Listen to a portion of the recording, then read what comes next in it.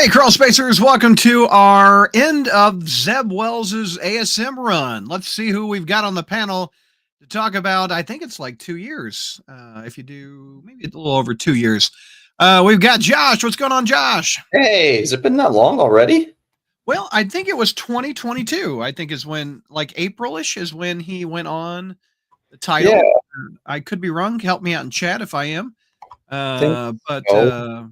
2 Yeah, issues. wow. Times so 24 issues a year. Oh, trust me, I had a lot more. I have a lot of issues. You have a lot of back issues. Yeah. Have you seen a doctor? No, I'm just kidding. You're way too young for that. We also have Christina. What's going on, Christina? Oh, not much. I'm in a warm house today. I was without heat for a while yesterday. Oh my gosh. Are you having to are you an apartment or a house? Are you I'm in a house. Oh, that's out of your pocket then. I was going to say if you have a landlord. Nope. Unfortunately, out of your house. Oh yeah, man. So the heater's back on? Yeah. Okay, that's good. That's a good thing. Very good. And we also we haven't seen him in a very long time, straight out of Chi-Town. Chi-Town Spidey. What's going on, man? Welcome back. Thank you. Thank you very much. It's been a minute. It has been a minute. I missed you guys a lot. When was the last time you were on the show? Tell me. I think I was Spider History with JR. We were talking about good times when Peter and Mary Jane were married. Oh. Right times. I remember. Yep. Unfortunately, this is not that kind of show. Peter messaged me. He goes, "Hey, I was there for the beginning of the run. Can I wrap this thing up?" Have you been reading, Peter, or is this just the first time you're? This is the first time I actually read this book. I hear snippets. My best friend, my good buddy Dark Mark. I've been reading his reviews, and it's keeping me alive. But this run is like the character Paul. It just never ends and goes away. Yeah, and I thought we would see the end of Paul with issue 60, but nope, he's like the Energizer Paul Bunny, Paul Bunyan. No, he keeps going and going and going and going, and he's still around. No one's taking him out. Someone that's not been taken out in a long time is JR. What's going on, JR? JR, I missed you. Segue. Not been taken out or not been up for a while, so. JR, are you hanging Spider-Man by a noose? What is that new thing behind you? What's that? I got a full screen you here. Hold on. What is over your head? No, here, let me take the banner off your head. Hold on.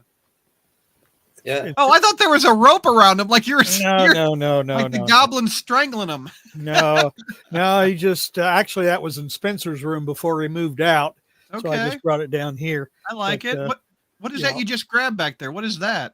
Oh, well. Yeah, well, I got this is obviously this is stuffed Spider-Man from the first movie, but what I did was I put a shirt on him. That's Spencer when he was in daycare. Oh, that's adorable. Yeah. Now was he in daycare in 2002 when the first movie came out? No, he wasn't. He was only one. In fact, he wasn't even 1 year old. But that was when I dug out that Spider-Man. Once I still had that old shirt, so I just decided to put Spidey in it, and have a little memory. That works. A couple things I want to go over. First, Chi-Town mentioned it. Thank you publicly to Dark Mark. He's been reviewing Amazing Spider-Man on the front page for nearly a decade. I think 2 years short of a decade. And he just wrapped it up with issue 59 of this run. So if you've ever read Dark Mark's reviews, they are very, very good.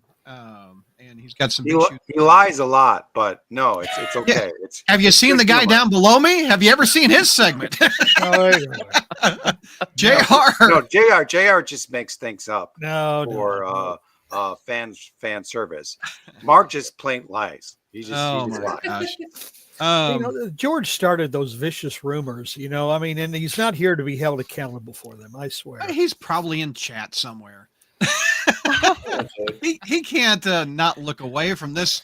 The end of Zeb Wells' run. We can't look away from that. We can't look away. We just are forced to look at it.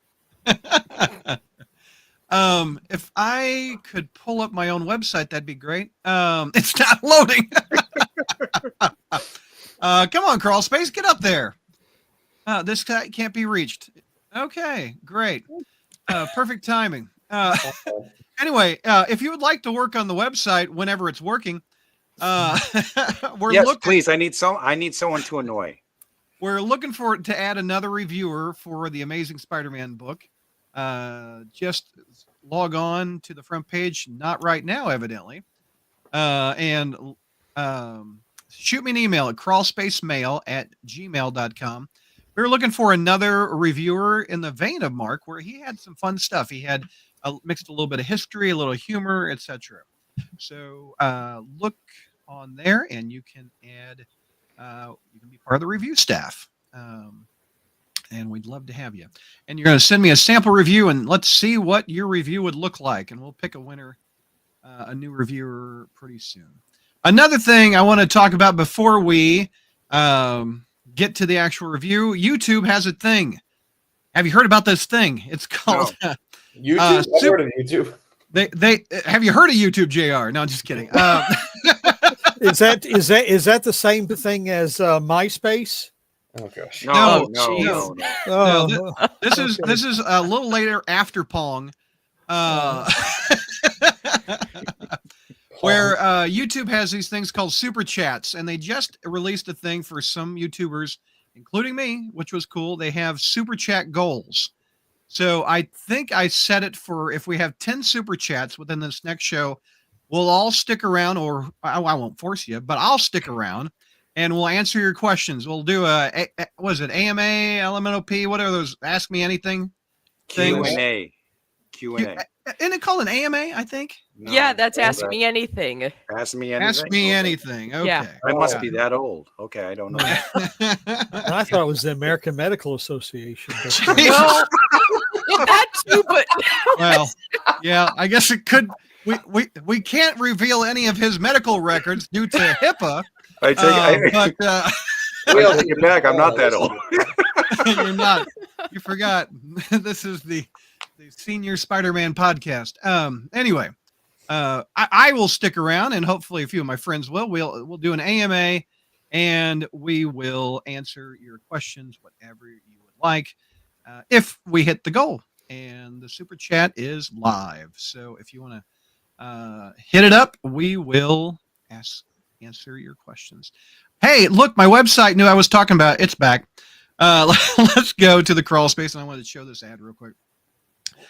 I photoshopped this last night, and there you go. Remember, JR? Remember where I got this image from? God, that was that looks like an old ad, but it was from, I think, 1976, where Spider-Man on Spidey Super Stories, where he's doing Uncle Sam. Anyway, the Crawlspace wants you looking for reviewers to tackle ASM. On the front page of the site, send in your sample review to me at crawlspacemail@gmail.com, and I will take a look at your reviews and pick one. Here are some reviews, what Mark's reviews look like. This was his last one he posted on October 9th. Again, that's you, by the way, isn't it? Yes. Okay. So any future reviewers that are coming on, you don't have to use me. Mark just did that to irritate me. He sent me a cap. He wanted me to get into costume. He wanted me to. Josh, just thank God you weren't around during this time, because Mark would actually have you do this. Yeah, you can use. Yeah, for the new reviewer, they can use a photo. Yeah, use Josh, because I think you also made this little stamp approved by the Crawlspace over here. I did. I was really proud of that. I'm glad that. Mark, shows our friendship in every feature image that he does, and to annoy you on a run that you don't like. It's a love and hate relationship that we have. Anyway, if you look, his reviews are attractive. He has some color to him. He takes some pictures out of the book, does some different colors on it, makes the reviews pop, includes a little history, research paper time. Again, I don't want you to be a clone, but I would like a little bit of effort with it. I think he put a lot of effort in it over the last few years, and I think it'd be fun to have another person on the front page that looks at this. And Chi-Town, you did it for years. It's a bit of work, but get I guess the reward is you get a lot of comments generally on the ASM reviews on the front page. It's often one of the most viewed viewed section of the website. So, Right. That is correct. Hornacek's still with us, right? He's still reviewing. Yeah, he's not dead Hornacek is still with us. Also, Ryan. Right. We generally have 3 reviewers. We have a video review, and we have 2 written reviews on the front. And we have some other reviewers that are doing satellite books. I myself am doing the Ultimate Spider-Man, the book that we're all happy about. Well, my interest is waning on that book. So. It's better than this, Brad. Come on. Oh man, Michael Butler, what are you doing in here, man? That's awesome. He good buddy of mine, was a groomsman in my wedding. What's going on, Mike? Thanks for our first super chat of the night. Thank you, sir. And you're still friends? We're still friends. I haven't seen him in a long time. He's a good buddy. Are your thank you, Michael. Still alive? Yeah, JR, any of your groomsmen still alive? Did we say that? Well, let's see here. I don't know because I haven't bothered to communicate with him in years. So, and one of them was my brother. So what? Jeez. Wow. Man, you like the Dangerfield of Spider-Man. My goodness. I tell you, I don't get no respect. Hey, I tell you what. Hey. Anyway, let's see what some chat we've got going on before we plow into the reviews. We're up to 2 super chats. We got Jeff Cole in the house. Thank you, sir. We need 8 more, and we'll do an AMA at the end of this show. Let's see. Our very first chat is, I wonder if I can get Brad to cosplay as a Marvel character. Hey, Kingpin, right now, baby. Right now. Didn't you do that, I'm ready to go. Didn't you do that? I have never cosplayed as the Kingpin. Really? I have not. I don't have the white sport coat. I don't own a white sport coat. It wouldn't be that hard to Santa? do. Have I what? Have you ever dressed up as Santa? I have dressed up as Santa. You have? Okay. I was on the news one time, and on the noon show, and all these little kids came to the television station, and they told me what they wanted, and it was really cool. That's awesome. Are you going to be Santa? You're too skinny to be Santa, Josh. What the heck? I know. I had to put a fat suit on me. I was the first guy they had to do that to. But yeah, I'm going to be Santa for Cabela's this year. Oh, that's awesome. Add that to the list. You also are the Grinch. I think you cosplay as the Grinch. Yes, too. Yeah, the Grinch. Okay. I'm the Buddy the Elf tomorrow for the Christmas cheer board too. Buddy the Elf, the Grinch, and Santa. JR, what are you going as? I was Scrooge once. Oh, you're Scrooge all year, man. Chi-Town, anything besides Spidey you've cosplayed as? Chuck from Chuck. That's about it. So, Chuck from Chuck, yeah. Spider-Man and Chuck. And Christina, how about you? Oh, it's been a while. What's in your closet? What's in your wallet? I mean, what's I'm thinking of wallet? Jennifer Garner. Well, Spider-Gwen's cool. I've also tried Captain Marvel out recently, so. Oh, nice. That's cool. Walter, I don't know. It might take some bribing. I don't know. Mr. Comics, hey, Crawlspacers, happy Friday. Thank you, Mr. Comics. Break out the booze and celebrate the good times at the end of Zeb Wells' run on Amazing Spider-Man. Cheers. Well, we can break out the booze. I don't know about good times. Be careful what you wish for. Oh my God! I really thought you just chugged a Pepto, JR. I swear that I saw that pink. I thought you just shotgunned a Pepto Bismol. I really did. No, I drinking there, JR. I would use those during Slots run.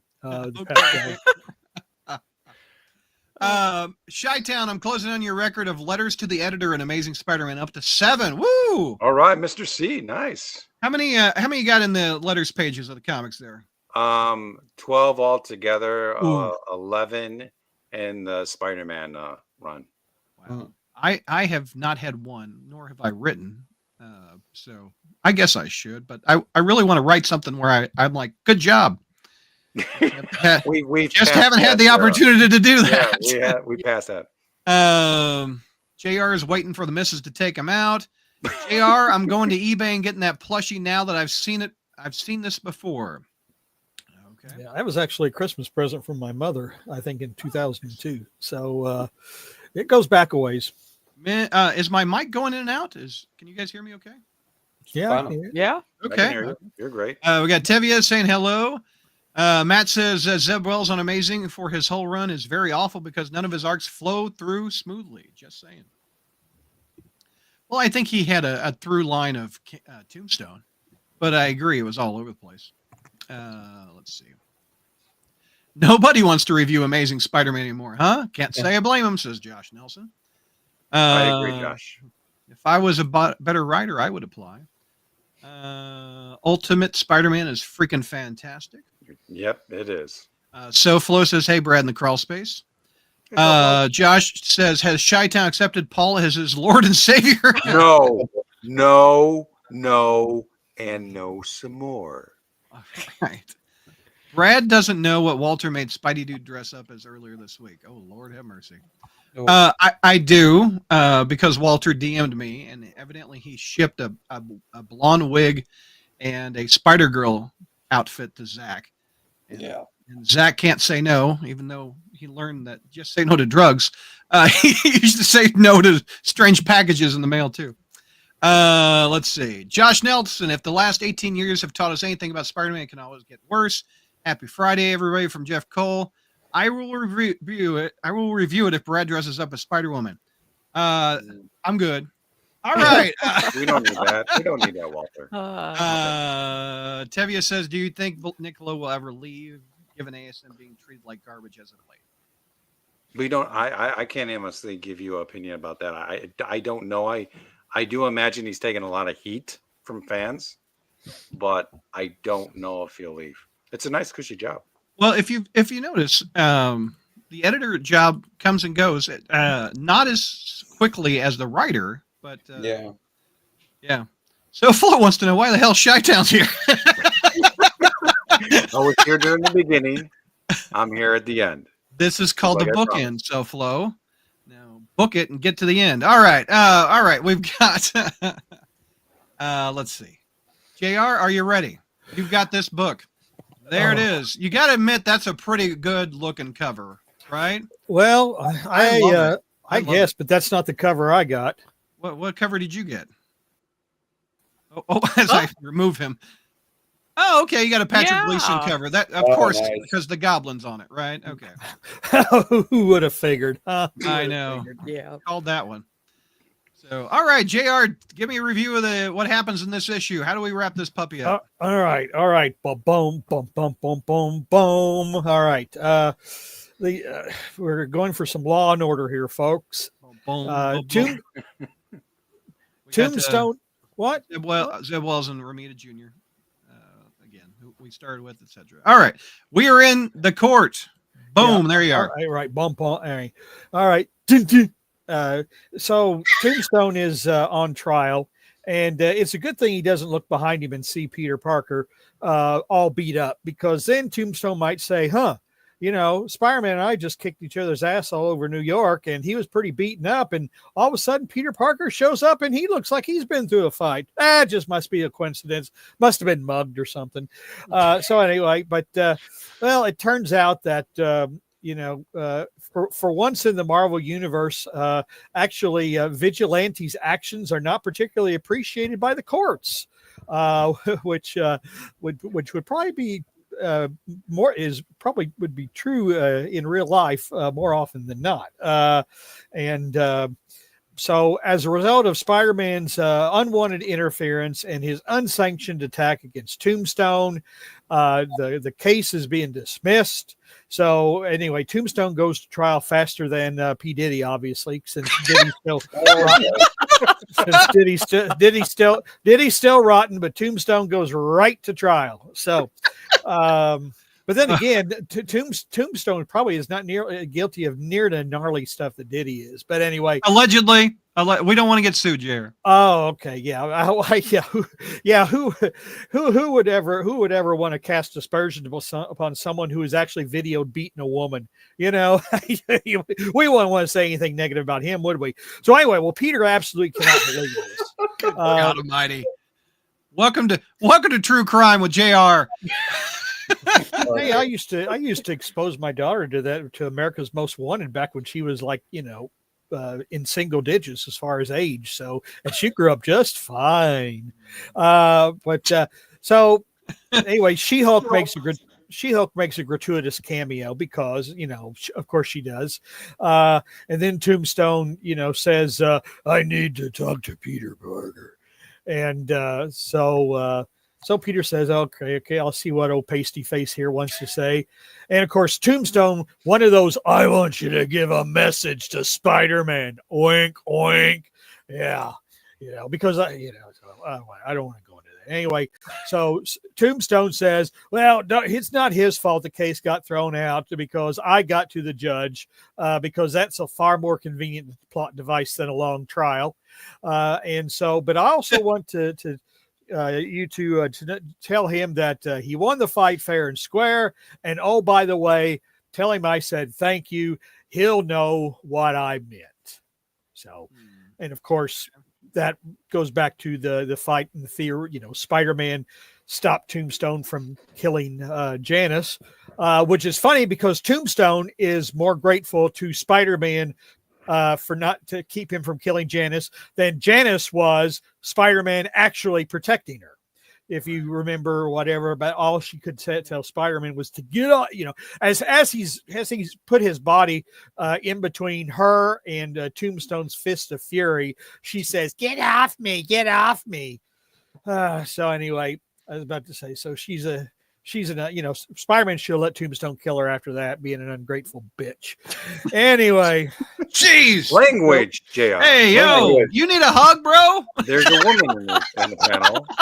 Yeah. Hey, now wait a minute. You know what? You're demeaning her.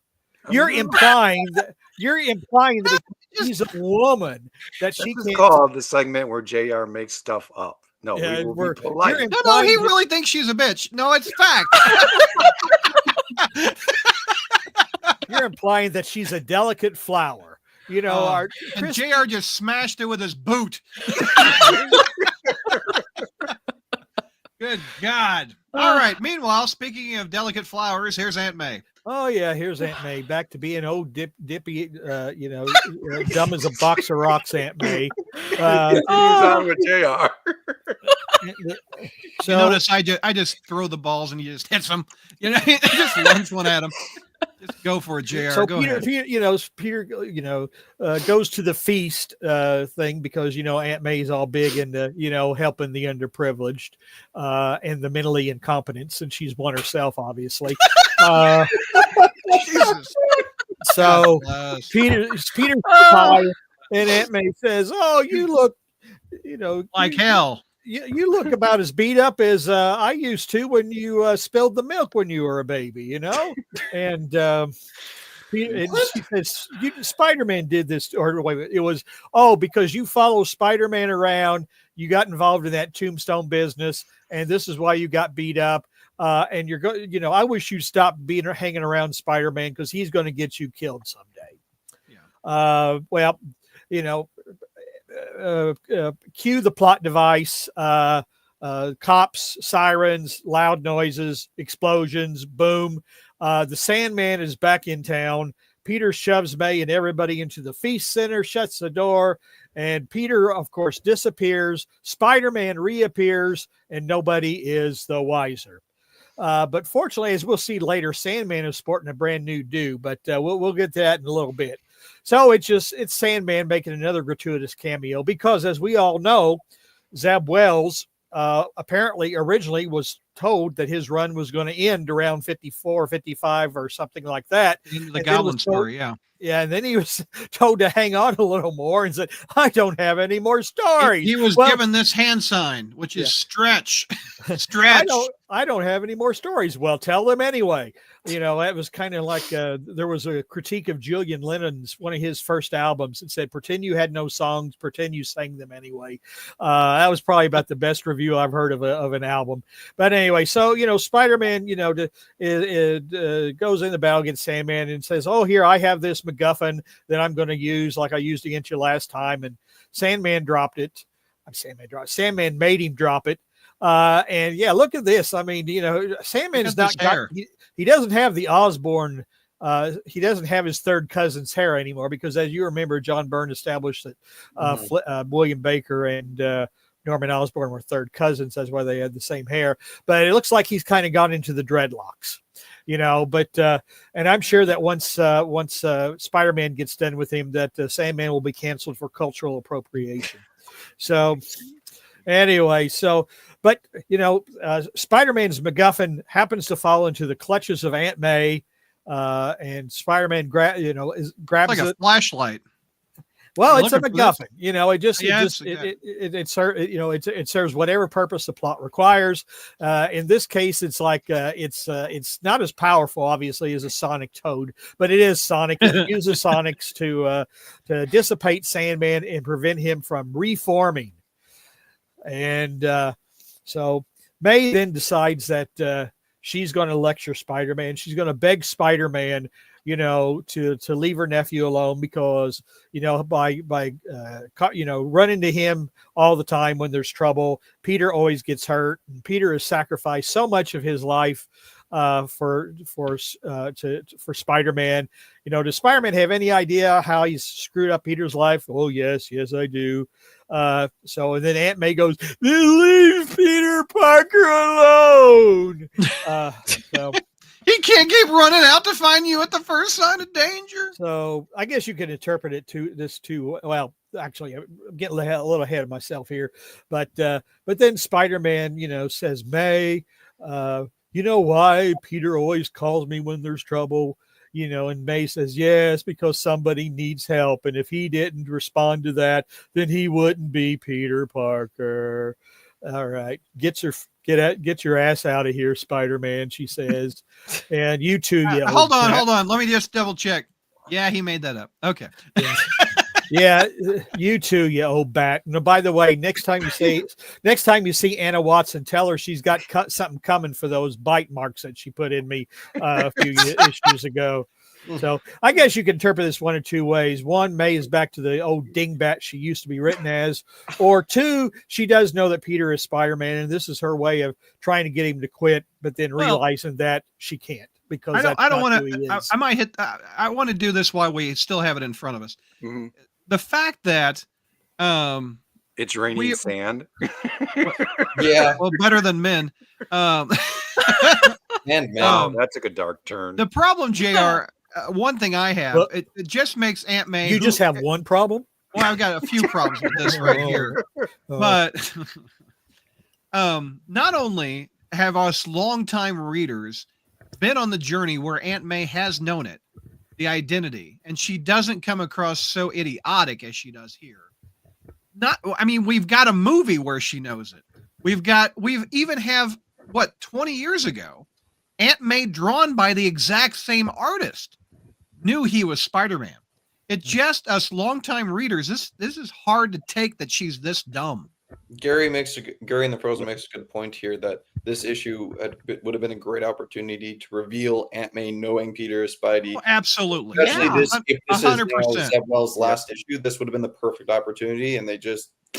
And well, JR, any thoughts on that? Does it, as a longtime reader, it just is like it's not believable anymore? I think it's like, it's kind of funny, too, that because again, Peter just left and Spider-Man is like right up next to her, and she doesn't notice that Spider-Man is the same size and build as Peter, who was just there 5 minutes ago. But but they get, comic books. But I think this is almost like Peter to the Marvel offices. This is almost like Peter being married to Mary Jane. Aunt May knowing is just something they absolutely cannot handle. It makes no sense because they like to follow the movies, and the movies have already gone down this path. Yeah, the but comics have already gone down. It just seems, yeah, but May's dead now in the current run of movies. So you want to kill her off again? Well, we've seen that too. We've seen it all. Yeah, we have. Well, I think it's just one of those third rails where, Aunt May didn't know when I was 5 years old and reading Spider-Man. Therefore, she's never going to know, no matter how stupid it is. Kind of the same logic as Peter can't be married because, after all, the hero could be you. The hero who could be you would never get married or have a kid or anything. The way I'm reading it, maybe because I've got 40 plus years of backstory with these two characters. In her heart, or she somehow knows who he is. She can't even look at him. right there. It just seems so obvious that she knows that it just doesn't seem possible. This is the character that she's this freaking dumb. Well, I mean, again, Peter was, out of character. Can you, so speak about out of character. You're talking about a title featuring the guy who sold his marriage to the devil. That's out of character too. I know. It's just there's out of character, and like Brad, you were saying, like 40 years of experience knowing this, how relatable it is. Like she's got to know. Yeah. In realistically, she should know by now, but the directive from editorial is no, she doesn't. No, he can't be married.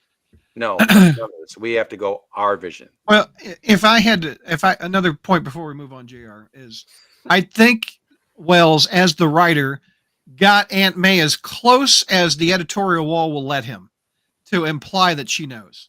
Like, you can't really come out and say on your last issue, she knows. But I think this is pushing it as much as you can to the degree of unbelievability.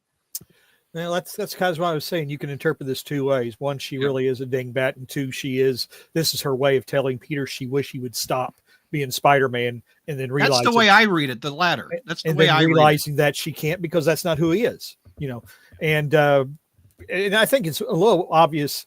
Well, when we get to the scene after the tombstone scene, where she drops another hint that she might know. But I don't know if she's talking to Peter Parker or Richie Rich, because the art was a little bit strange there at the end. I have to see what you're talking about. But before you move on again, over the 60 years of Spider-Man, Robbie Robertson has hinted that he's known. They don't hit that up every decade or so, but especially during the Spencer run, he hinted that pretty good. Yeah, he hints at that. I mean, Aunt May is hinting a little bit, I think, personally, but you could take it as hint, or you could take it she's an idiot. I like Aunt May, so I'm going to give her the benefit of the doubt that she's not a JR dingbat. So no, because all right, we want her to be another kind of dingbat besides a me dingbat. But well, you called her the dingbat, so anyway. Speaking of dingbats, we got the White Rabbit over here. Yeah, well, anyway, so we have the White Rabbit basically says that she is exiting Tombstone's employ because he wanted her to kill Janice, and Janice is a friend, and she couldn't do that. She said that, and Tombstone says, I knew you wouldn't be able to kill her. And Rabbit says, well, I knew you would, but why didn't you? And he refuses to answer. But then she really drops a mother load on him. She's taken LeBron with her. So, wait a minute. Kareem. Oh, Kareem. Oh, Kareem. She's taking, and I'm sure Tombstone, in the next panel says, oh no, not Kareem. No. Right. Anyway. All right. Back we go to Queens now, and Aunt May, and go up a little bit, Brad. They're having pizza, but go up. Okay. A little bit more. A little bit. Okay. Now, what is that? I mean, again, John Romita Jr. was one of the greats. And as I've always said, I can't draw a straight line with a straight edge. But this is you don't like that one? He just looked, like I said, I don't know if he looks like Richie. I don't know why he looks like Richie Rich or like he just or he started out as Casper. He just and then instead of white, he just colored him in pink or something. Oh no, he looks like a Teletubby. Yeah, what? I don't know what Teletubby is. Nice one, Josh. I mean, is that better? Well, actually, you know what? It is better, but than that. But look, Aunt May is a similar, like it's a tight shot, like it's zoomed in on her, and then that looks like Aunt May to me. Just think, well, I mean, one old crone looks like any other old crone, I mean, so hold on. Takes one to know on, JR. I know the look. Trust me. How do Every time I look in the mirror and get older. Let me see something. I was going to put JR right next to her. I was about to say, once you've been married about 36 years or whatever, then you'll find out how much you really do age. Hold on. Can I do this? Can I? You want to put JR next to? Oh, I wanted to put JR right next to her. I can't. I'm fiddling with the camera shots. I don't think. Ah, wait a minute. Hold up. Oh, that looks like pretty similar there. Oh, shut up! I can't. Can I do it? No, I can't. Crap! Yeah, I can't. I mean, you've even got the same. May's even got the You same. know, I tried to make fun of forehead JR, and all I spine. did was make fun of myself. That is not Backfire, fair. Brad. It backfired on you. Yeah, I- you have that that's same not- sheen on top of your head. Oh, but anyway, kiss my sheen. Let's move on, Charlie. alrighty.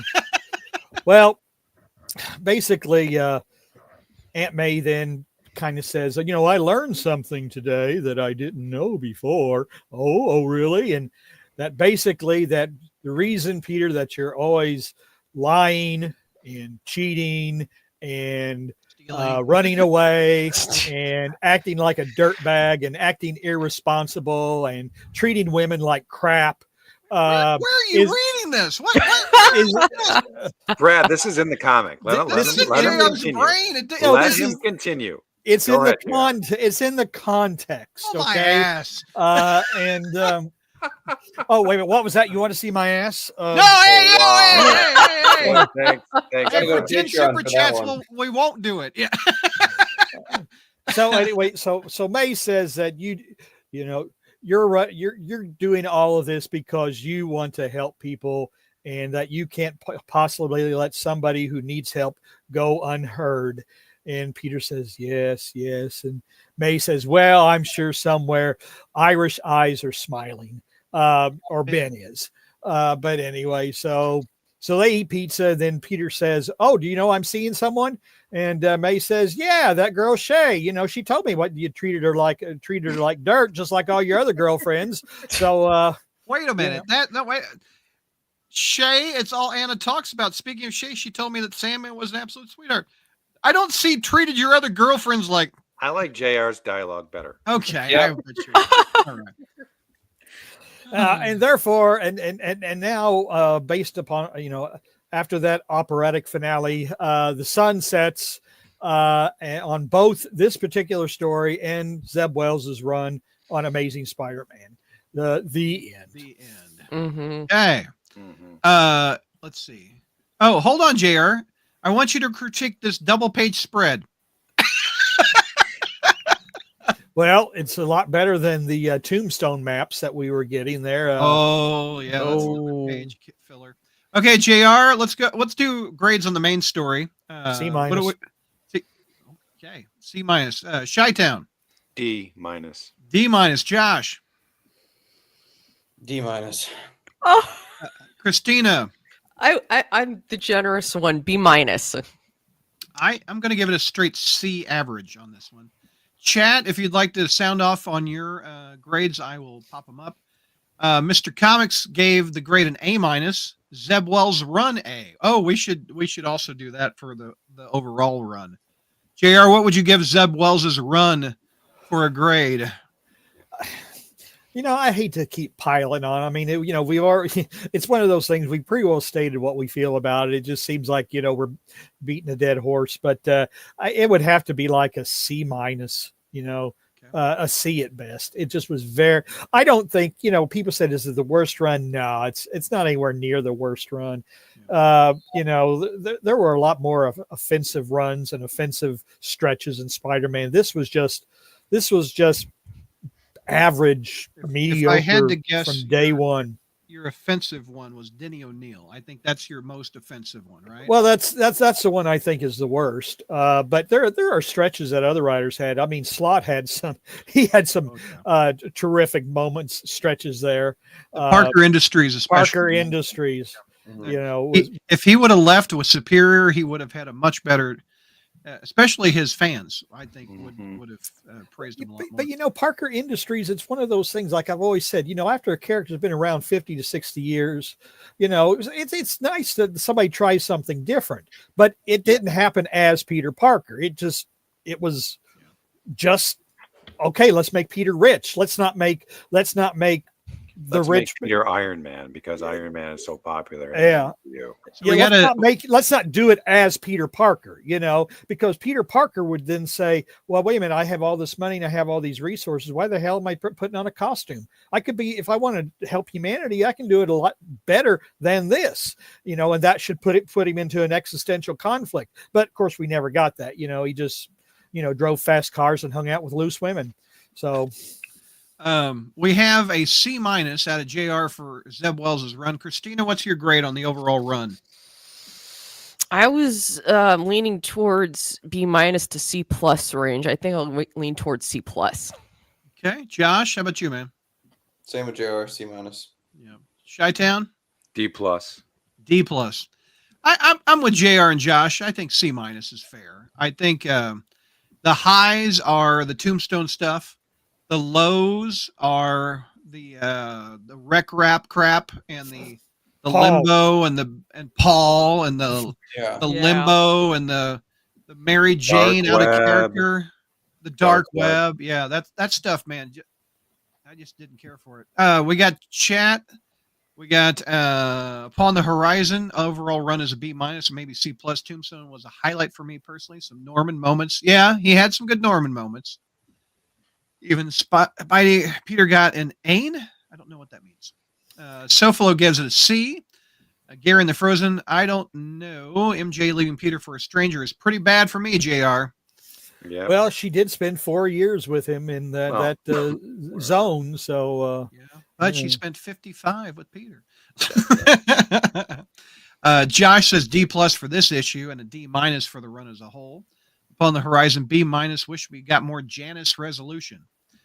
Tevia says I give the story an F, mostly because nothing against got resolved and we still are trapped with stupid man-child Peter, and Mary Jane is awful jackpot, nothing getting resolved in this entire run. You have something, Christina?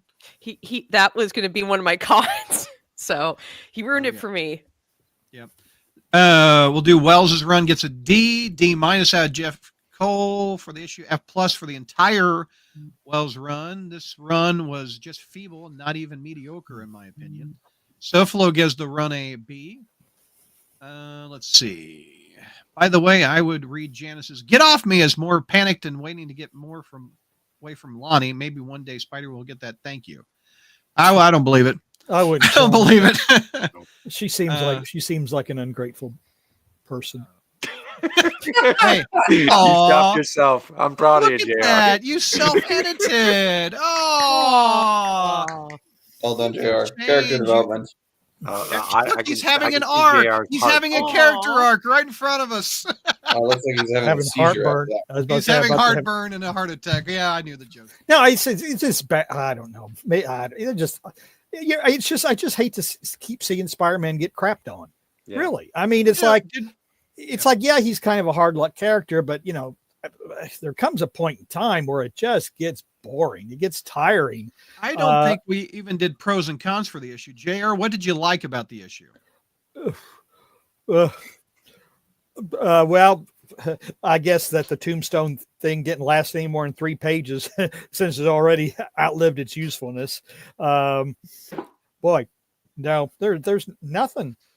I didn't like a darn thing about it. So, Christina, you were the highest grade. What was some of your pros? What'd you like? Well, I thought some of JR's artwork was pretty good. Some of it, not all of it. That cover, I'm loving that cover. Yeah, that cover is up there for me. I love Despite the dreadlocks that Sandman had, I did like a lot of his artwork for that and stuff. So I was gonna say the Aunt May stuff conversation with him, but then as we were talking, it turned into it might have been better if she revealed he knew he was Spider-Man. That might have worked better for the issue because something would have actually happened. I mean, as far as the Aunt May thing, the only pro I have is this does seem like her. Yeah, I know this is silly, but I think Ben is smiling somewhere. It's not silly at all, mate. Like that tugs at your heartstring being a Spider-Man fan. So that's a pro for me, but the inability to actually just go forward with character development and movement like we had with JMS 20 years ago with these same characters by the same artist just seems so regressive. But Anything else, Christina, for your pro? We haven't done the short stories yet, have we? No, we're going to get the short stories in a bit. No, Okay. not yet, unfortunately. Yep. All right. Josh, pros for you?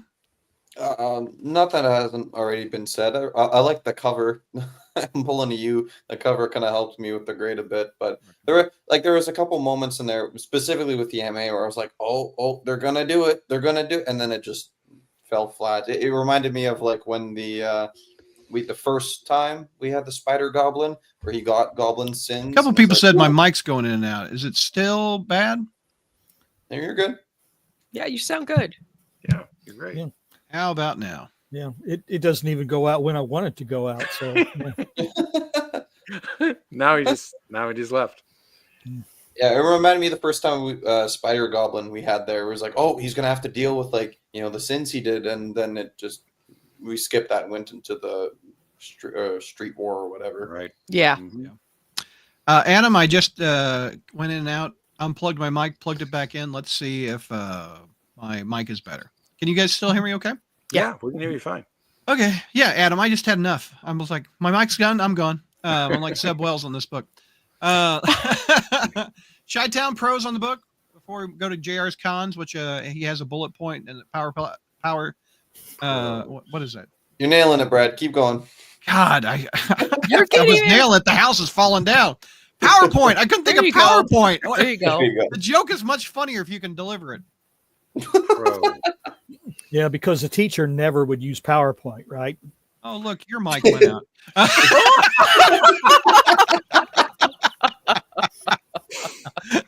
Google Slides. It's better. Go ahead, Chi-Town. Pros. There's no Paul in it.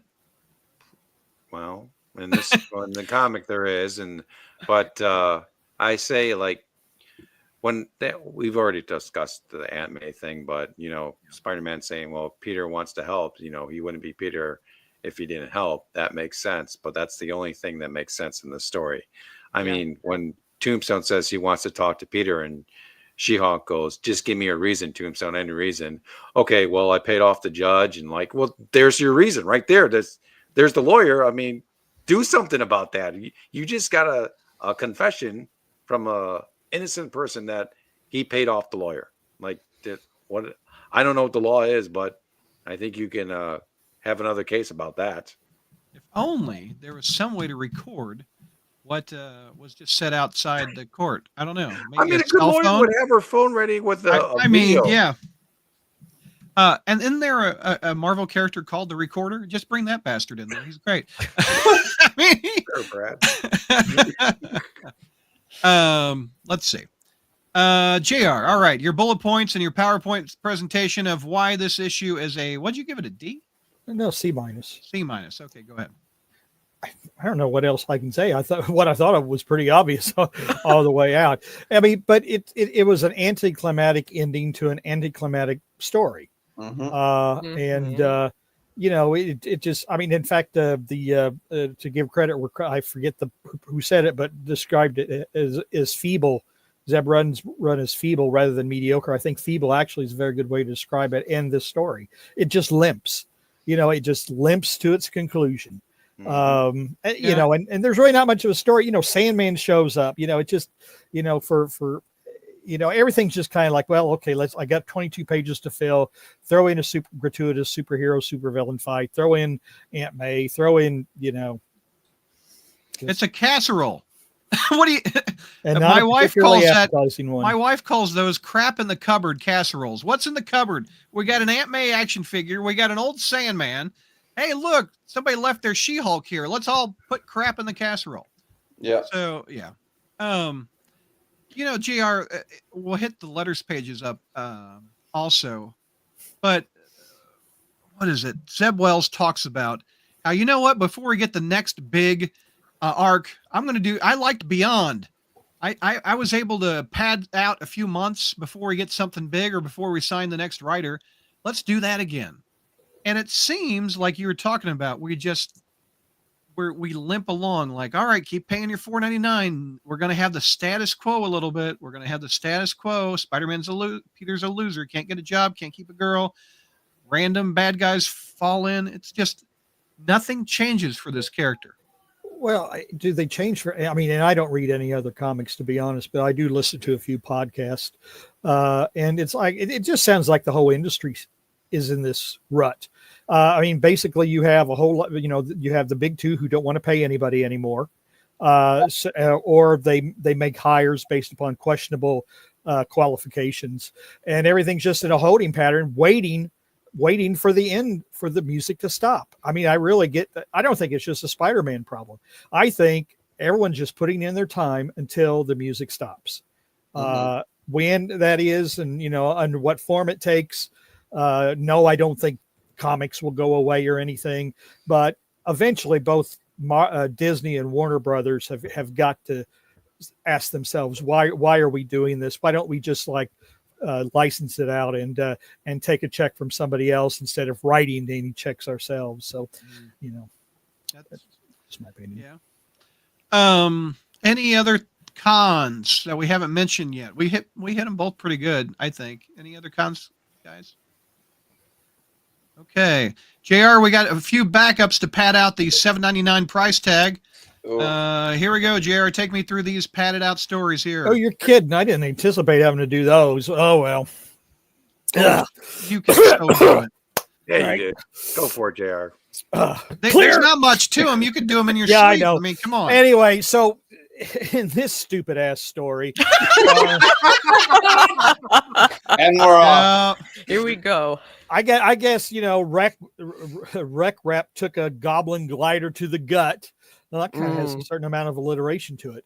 Goblin glider to the gut, and that's how you want to go out, isn't it? So Spider-Man, you know what? There are probably worse ways to go. Yeah, you could be reading this comic. Impaled upon a cross of steel. Like comic. So he takes Rec. Well, at least I didn't accuse him of being Italian and calling Rec Wop. But anyway, Rec Wop. Jesus. Rec, God. Oh my Lord! And don't ask me to say Star Fox too many times. Well, we know where that would instantly go. We know that would go. So Rep goes to the doctor. I don't know what exactly the doctor does for him. He goes to his doctor, Dr. Vinny Bombats. That's his name from Dangerfield's doctor. And then Rec Wep decides to get on the Goblin glider and fly. And Zeb Wells writes a cute little, "Sorry, Joe, now you have to use him." No, he doesn't. No, he doesn't. He's crap. He's Rec crap. I don't like the character. Honestly, I still think this was meant to sell a toy. I mean, I'm just, because it was, there just can't be any other reason for this character than to try to sell a toy, like Chasm or whatever. It's an action. It's a Marvel Legend. It's going to be one of the Build-A-Figures. Yeah. Together you can build crap. Speaking of crap, the next story. Okay, hold on. Well, actually, Chi-Town should get this one. I mean, Chi-Town, there's your girl. Yeah, no. Well, before we talk to the story, can we go back to the Reg Rap one for a second? Okay, right there. Yeah. Go to the title page where it says the credits and who wrote it. Oh, sorry. And zoom up on that. Right here. Congratulations to Dark Mark for getting his name into the director's order. Dark Mark. We got Light Mark. We got Dark Mark. Other marks. There's variants of Mark, evidently. There's variants of Mark in this stupid ass story. Dark Marks it. There you go. Well, it's like they're playing tag. That's why he Dark left. Marks it. Dark Marks it. Yep. Congratulations, buddy. All right, more crap. Go, JR. Well, I can't even pronounce the dichromator or whatever. Chromator, like tomater, only chromator. This one. So what? He zaps Spider-Man and creates a bunch of multicolored Spider-Man. Jackpot spins her wheels and comes up with the wild cards, coming up with just the power she needs to disintegrate the dichromator. And then the real horror begins as that is because Mary Jane and Peter are each going to their respective double dates. It's a double date between Peter and Shay and MJ and Paul. So I don't know what I think I would rather spend a few more pages with the dichromator than this. You know, isn't that nice? Mary Jane plants a little smooch on Paul, her hero, you know. And of course, you know, a Spider-Man clone. It wouldn't be a Spider-Man story without a Spider-Man clone watching. So look at him. He's just perched over there on the. Where is he? There he is. Mm-hmm. He's always watching. But everybody who said Jackpot's power, I mean, this is dumb. This is just dumb. I agree. I don't care. It's literally a plot device. Like it just helps her get to the plot. What's the word for it, JR? You just said in the last review. The I can't think of it. Insufferable. No. The thing Aunt May was holding. What's that MacGuffin. called? It's a MacGuffin. I mean, it Plot does what you want it to do, whatever it does. Yeah. So like what, you know, like, so what if she spins and like 3 turds come up or whatever, she's dead, you know? I mean, no, she's got diarrhea. I don't know what happened. She got 3 turds. We haven't heard Chi-Town talk about this whole jackpot thing. What's your 2 cents, man? This story right here is an F, and anyone who gives it a D- or above, we're done. No, it's a bad story. I mean, this is what we've been waiting for from the start of Zeb Wells' run, where we wanted Paul to be gone and Peter to MJ to actually make up with each other or find some way to get. But now we're just, like Brad said, we're limping along. This has no relatability to it whatsoever. I would never want to go on a double date with my ex that I had a long relationship with in a situation like this, and then be on the date with the girl that, you know, that I showed so many red flags, like, oh, I need a win. I need a kiss. Just kiss me. I need a win. This is so wrong. This is not what I want to see in a Spider-Man book. And you know, it's been a tradition for a long time that the outgoing writer sets up the next writer to the default version of what Spider-Man is. Right. And no, we are keeping Paul and Jackpot going, and that has to be an editorial thing. It is an editorial thing. I mean, they're stuck on their ways, or I like to say the Quasada mandate that has been going on since 2007. And you know, Spencer was trying to break that, and then the rug got pulled out from under him and both us as the fans. You know, and there is a little element of give the fans a little bit of what they want, a little bit. And that's why we have Ultimate Spider-Man, because they don't want to give up their version of the Amazing Spider-Man. That's why they gave us Ultimate Spider-Man, and the Ultimate Spider-Man is actually kicking the competition's ass when it comes to sales. Yeah. And when it goes to give the fans what they want a little bit, the fans don't want that. No. And also, if you talk about the clone fans, I don't know a clone fan that likes Chasm or wants Chasm. They want the damn Hoodie Ben back. Right. They don't want him to be evil. None of this is making any Spider-Man fan happy.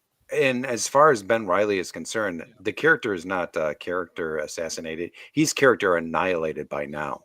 I mean, I feel sorry for Ben Reilly fans out there. Absolutely. The 90s fan that just love Ben Reilly, and then he's been completely annihilated. I agree. All right, JR, we got the star of the biggest movie of the summer wants to go get drunk with Spider-Man. Go. Yeah, speaking of that, Zeb Wells actually has a writing credit on that. I didn't. He wrote all these. No. He has a writing credit on Deadpool and Wolverine. That's right. Yeah. I think Ryan Reynolds and the other guy did most of the writing. He just probably corrected a couple of spelling errors. That's a big assumption. Sorry, but no. After you wrote this and what you did to Spider-Man, I have no faith. You're Robot Chicken. That's great. but not Jeez. that. Oh, I thought that was an insult. I was like, no. That was I a didn't show. realize. I didn't realize too that he was also married to one of the cast of Saturday Night Live, or should I say, emphasis on the was. Mhm. Let's not get personal. Let's get through this one, JR. Why not? I mean, why not? I mean, I think that's one reason why people can't stay. Don't want Peter to be married. Oh well, you're right. I don't want to go down that path. Anyway, some years ago, it was determined that, or there was a story, and I forget what it was in, whether it was in a Spider-Man extra or something. I agree. I have no idea what this is a sequel to. I probably read it, but it was very forgettable. There was a story. There was a story where Wolverine invited Spider-Man to go out, and Wolverine couldn't help himself but get into fights, and Spider-Man would stop him, from doing too much damage. And then around midnight, Wolverine revealed that it was his birthday. And the reason that he has it wasn't bad. The reason he asked Spider-Man to join him was because he knew that Spider-Man would essentially put a leash on him and keep him from doing something too stupid or too destructive, and give him the closest thing to just a nice night out with a friend that someone like Wolverine could have, which I don't think is, I actually don't mind that. Spider-Man and Wolverine have they shouldn't be buds or anything, but there is a respect, I think, there, or a mutual empathy to some degree. I mean, I don't know. I mean, they supposedly they spent 6 months together in what was his name? Jason Aaron's book. Yeah. But I was trying Adam to think Kubert. who the villain was. Domo or Momo or the Moo. Yeah, I don't remember what he was. But I mean, they formed the relationship with that Christopher Priest one shot, and then they got a little bit closer with the New Avengers when they were Avengers together. Mm-hmm. But we have someone just had it in chat where this issue's from. Oh, here it is. Adam says it's a sequel to an old Wells backup story, an amazing Spider-Man family. Yeah. It was in one of those odd books. Yeah. Well, then, if it's a sequel to that story, how come the editor didn't put it in one of those footnotes? That would have been helpful. That would have been really good. We don't use footnotes anymore. Don't you realize? Yeah, we did. We've got some in here. No, but we don't have any, like issue 138. Natch. Enough said. Excelsior. They used to have a little fun with it. Now it's like, well, we don't do that anymore. We got these, which are just little jokes. Yeah, in jokes. Yeah, I missed the little go see this issue, etc. But so anyway, this actually had the potential, of all of these ludicrous, excuses to pad out the book and make us pay to almost twice as much for it. This actually was the closest thing there was to what could have been an interesting story. And I like the art too. They only give it 3 pages. the closest thing to an interesting story, and this is the one they give the shortest shrift to. And is it Spider-Man's birthday? Is that the deal? No, it's Logan's. It's Wolverine's. Well, you know what? You know what happens after he goes and gets drunk? Sabretooth comes and beats the hell out of him. I mean, that's the ongoing Wolverine thing on his birthday. Chris Claremont wrote that years ago. Do you guys remember that? Nope. Oh yeah, every year on his birthday, Sabretooth. Every year on his birthday, Sabretooth comes and fights him. So maybe he goes and gets a beer with Spider-Man, then he goes and fights Sabretooth every year on his birthday. So anyway, that was a long time ago. That was like Wolverine 10 back in the 80s. There's a similar story like that with Thanos, right? Where Thanos comes and just like F's with this kid every year on his birthday. Oh, well, I don't remember that one. Yeah. JR, well, I guess he comes down in the Thanos copter, right? Yeah. Now we got some Patrick Gleason art here. JR, take me through this one. Well, this is, I don't know who the hell this guy is. I mean, yeah, he's Bushwhacker. He's Punisher's bad guy, right? Bushwhacker. He's that Bushwhacker. I would. That's kind of I thought that was a porn character. Hey! Jesus! Good God Almighty! He can make guns out of his flesh. Like guns, that's even worse. Oh, stop it! Wow. Jesus.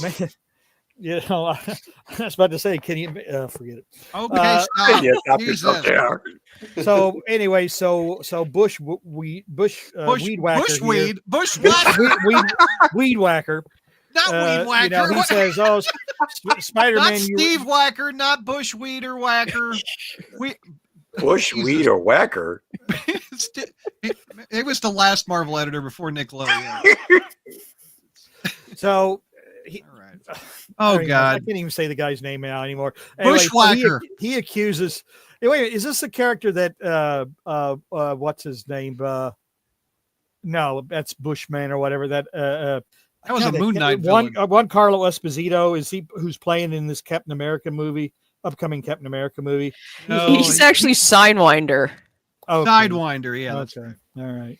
No whacking going on there, Jay. Added when they reshot the movie a second time. But anyway, so the villain of the piece accuses Spider-Man of taking him down in Texas. Spider-Man says, I mean, I haven't been to Texas, you know, and of course, and then all of a sudden, you know, the hero of the day, Chasm, comes and says, "Oh, you must be thinking of me," and, you know, knocks him flat.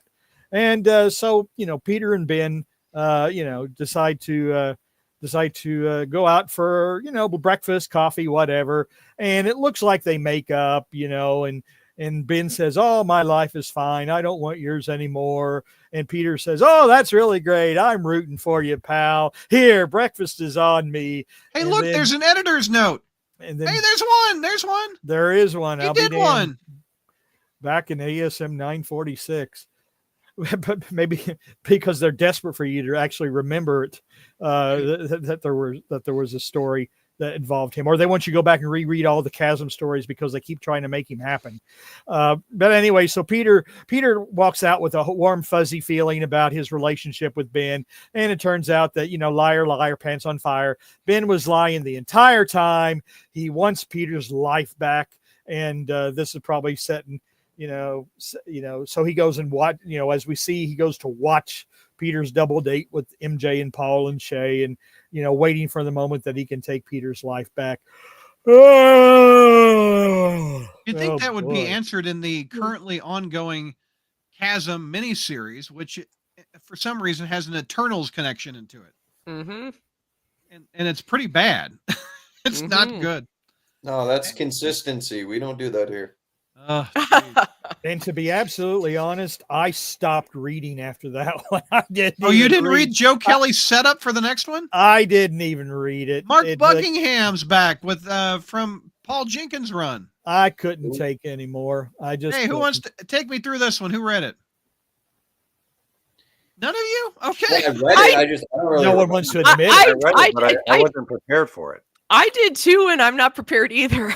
So yeah, I don't really. Give it a shot. What happens in this one? He fights a bunch of guys. that's the thing that sets up Joe Kelly's run on 8 Deaths of Spider-Man, and we see Doctor Doom at the end of the issue, that's right. This getting ready to recruit Spider-Man to his whatever he's doing. So basically, I thought it was kind of confusing at the end. I don't know. Spider-Man's beating up a bunch of bad guys, and Doctor Doom's talking to someone saying, "Well, this is why Spider-Man qualifies, because he does this and he does this. Yep. Okay, he's my champion." Yeah. Yep. There you go. Done. Boom. So says Doom. Be sure to come in next month, which we will review it. Do we have anybody in the letters pages, a crawl spacer that we know? Sound off in chat.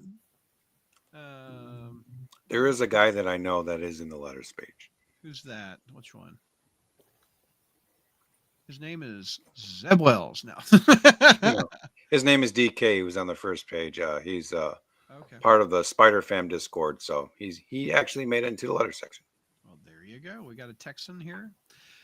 We talked about Zeb Wells has a goodbye. He says that was a wild ride, not to mention a dream come true. Over 60 issues of Spider-Man the Can. Thanks John Romita Jr. and several others.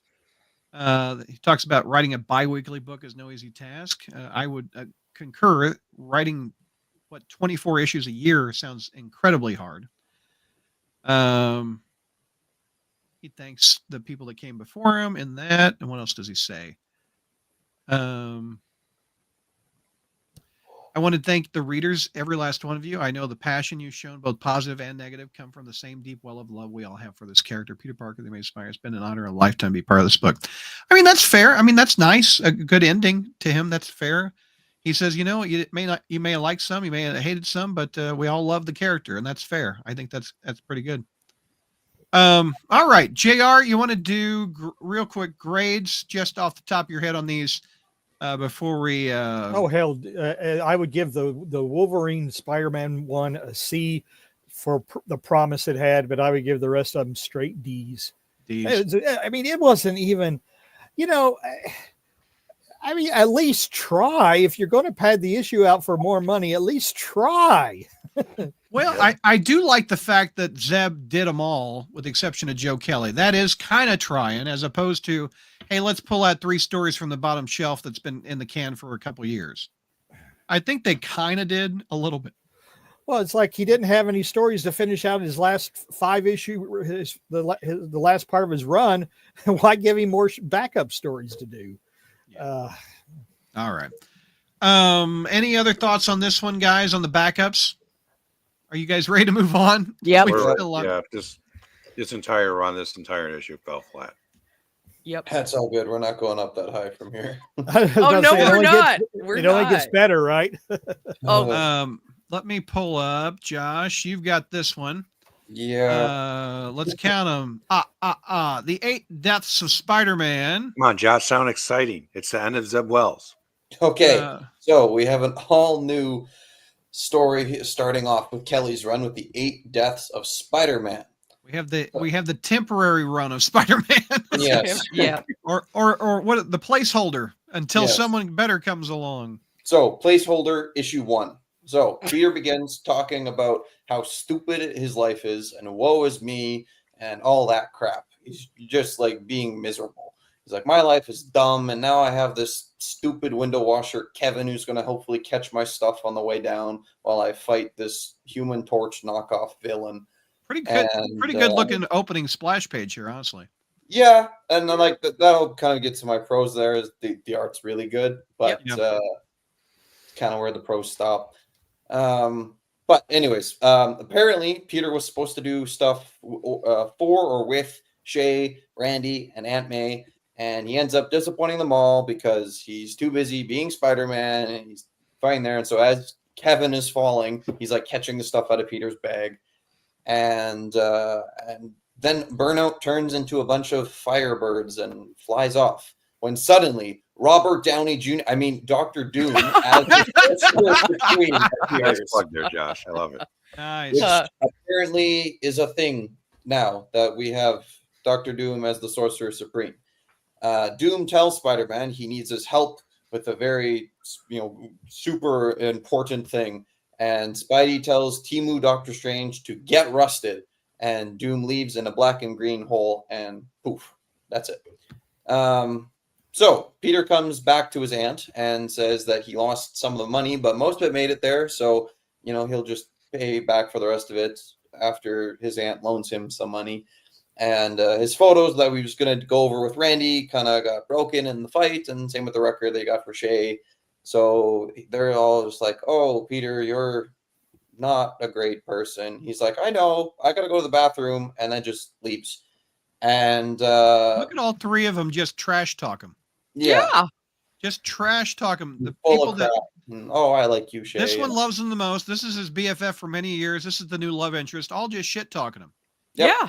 I thought we moved past the Zeb Wells run. We're still there? Okay. Yeah.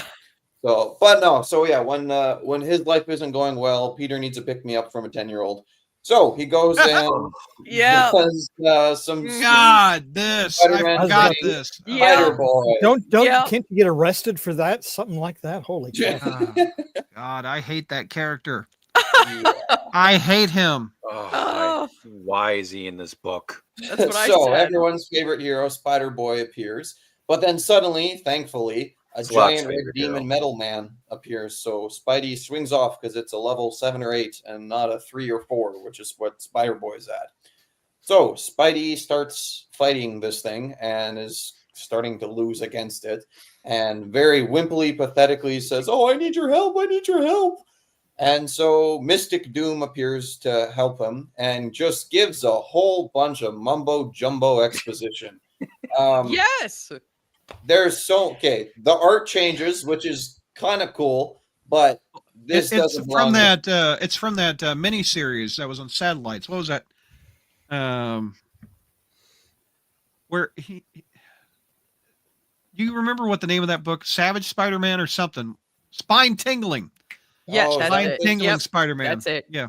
Okay. Well, Yeah. anyway, so the real Doctor Strange needed more power to protect the Earth from this thing, and so he goes and talks to this giant red booger monster, and he's like, I need more power. You have this little artifact that could give me power, and in order to get it, I'm going to kill 8 of your guys while dying in the process, but I'll get brought back to life for reasons.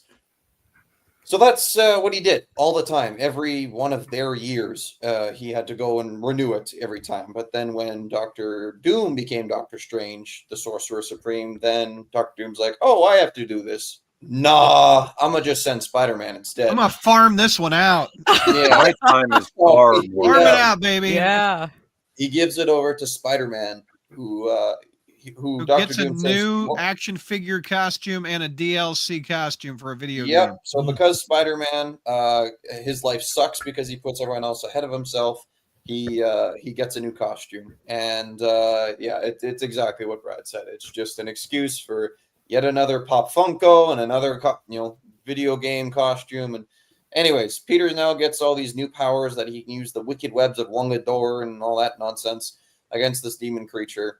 Spidey punches the demon in his mouth hole and dies, both demon and Peter. And then Agent Coulson is death, apparently, where they say, like, yep. Oh, you didn't forget about Butt Hunt already, did you? But yeah, we all did. So Agent Coulson goes, oh, I'm so sorry. I didn't realize that you're going to be coming back here 7 more times, but good luck, dude. And sorry, we're having to pad your book out till we hire somebody. Hold on, buddy. Yeah, we're in limbo 7 more times. Oh, Jesus, poor Peter. Yeah, Peter comes back and describes it as like he's being born again. And apparently this time with birth comes that ugly costume on top of him.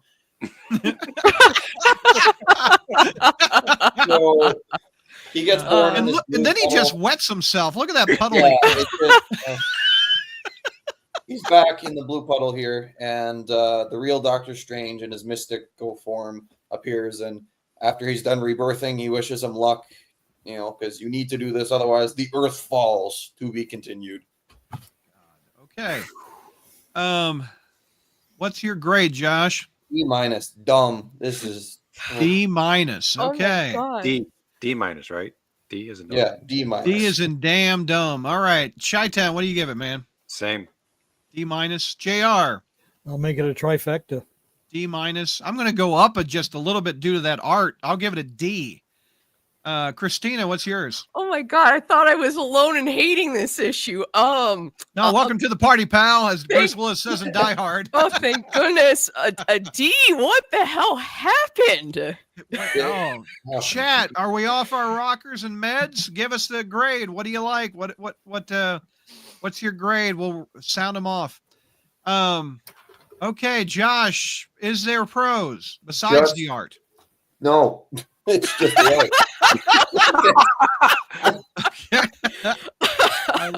Those first couple panels there where he's falling and it's got some cool Spidey pictures, but like I just wanted to. I wish I was illiterate because the story sucks. Right? The pictures are nice. I wish I was illiterate. So I could. Is this time to make a joke about the Canadian public school system? Okay. Okay. Pros besides art, JR. Come on, Jay. There was one shot of Doctor Strange that looked like Doctor Strange would look if Nick Offerman played him.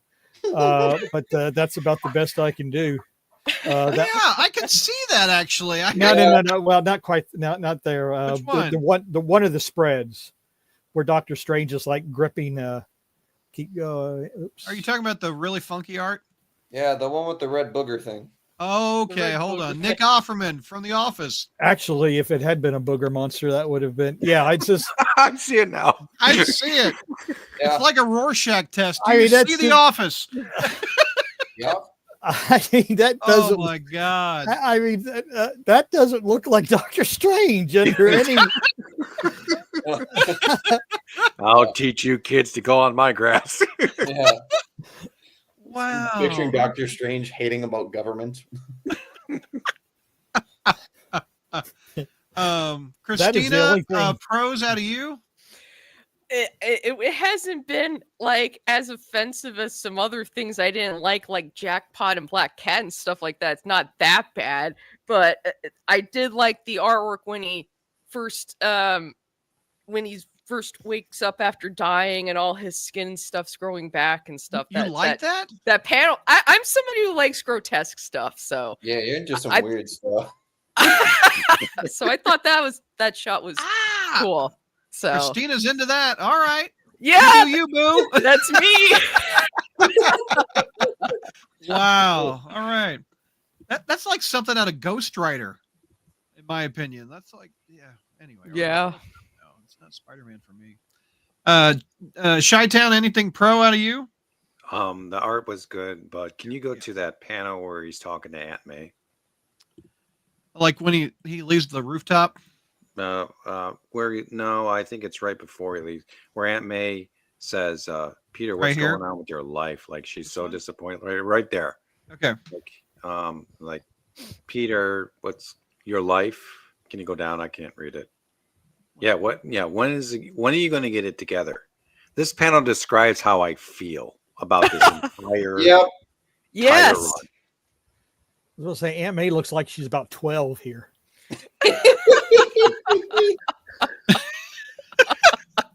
Look Asian.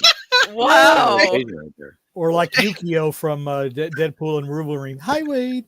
Oh my God. Hi, Wade. Hi, Peter. Hi, Peter. Oh my Lord. Oh JR, man. what else are you seeing in between the panels, JR? Help me. Go there. I mean, Okay. I hate, like I said before, I don't have any drawing talent.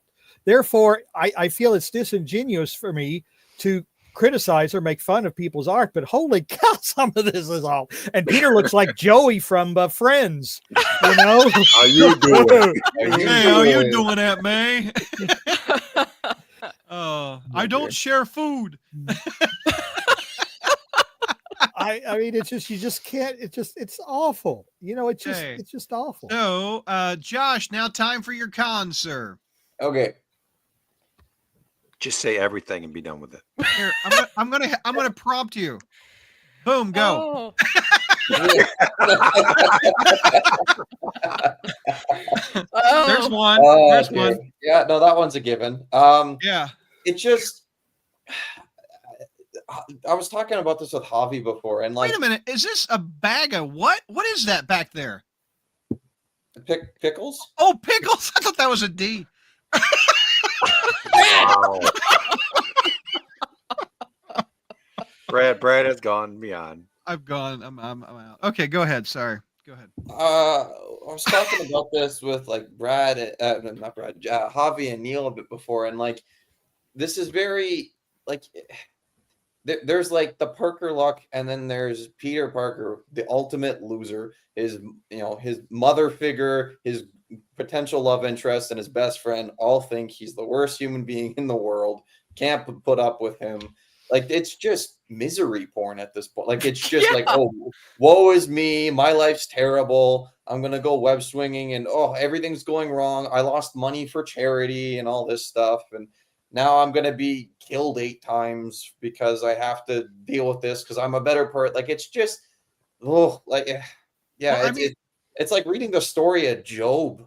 And it's going to keep doing this for going and going and going, and you're going to have to pay for it if you want to You read know, it. Spider-Man was meant to be the everyman, and the everyman has some wins in his life.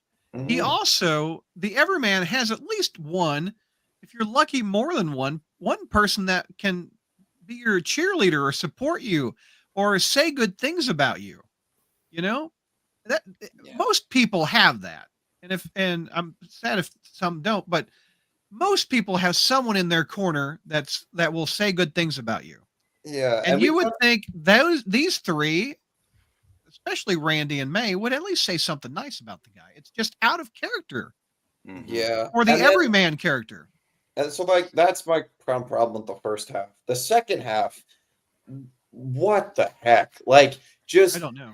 You know, we talk about their stories that feel like they're Spider-Man stories, and it's usually the ones that are street level crime or science-y, not this weird hocus pocus red booger monster demon horse crap. Like it's so far fetched and out there. Like it makes sense sometimes if he was teaming up with Strange and he goes, I hate magic and it's good for a one and done. Not 8, like there's 7 more of these. Yeah. Yeah, rant over. I mean, that equals 4 months. They're padding out 4 months. Yeah. And what does that put us to? We got December, January, March. Oh, sorry. December, January, February, March. So when spring comes, we'll be done with this thing. Will we? Well, Will we be done? Well, But Joe that's something Kelly, about another writer. doesn't Brad, Joe you Kelly mentioned throw in it. the towel around issue 3 or something? Oh yeah, Part he 3? can't even do all 8. He's got that female writer coming in. There's more bad news. There's also going to be like point issues that like take place. No, are you kidding me? I'm not. I saw it in I'm the so glad I'm Slip. not reading this Yeah. book. When did that happen? I didn't see that announcement. I saw it in one of the solicits. I can't remember if it's starting next month or January, but there's like a point like 6/2 or something that's going to be coming. So I think they're doing that too.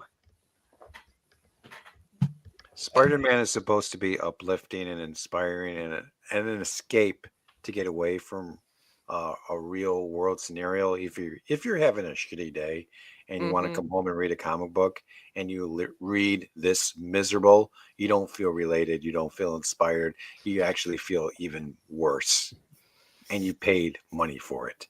That is what kills me. Man, that's rough. Where were we? We were on cons for Josh. Let's open it up. Christina, what's some cons out of you? You were surprised that the rest of us hated it along with you. Well, I was surprised how much I didn't like it because I thought it would start off better getting away from Zeb Wells's run. And then once it had started involving magic and the fact that what Josh already said, that them dumping that expedition of him having to beat the Scions of Sidorak and go through this 7 more times. And then the fact, we already mentioned the fact too about them dealing with Peter's crap and then with Shay, it's like, well, then why are you with him?